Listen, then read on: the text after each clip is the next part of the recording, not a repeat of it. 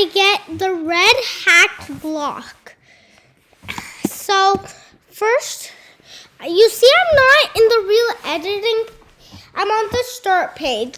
Go to the search bar, type %15, press your enter key. You see your search might have been deleted. You also might have gotten a square thing. So just go to that search bar. Do Control plus A, Command plus A. Do Control plus C or Command plus C.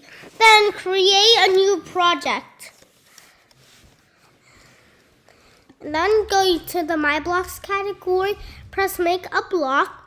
And do Control plus V or Command plus V in the block. And then click OK. And then you see you got the red hack block.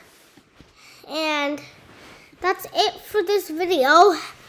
Hope you liked it. Make sure to like, share, and subscribe. And click the bell icon on the top right corner. Bye.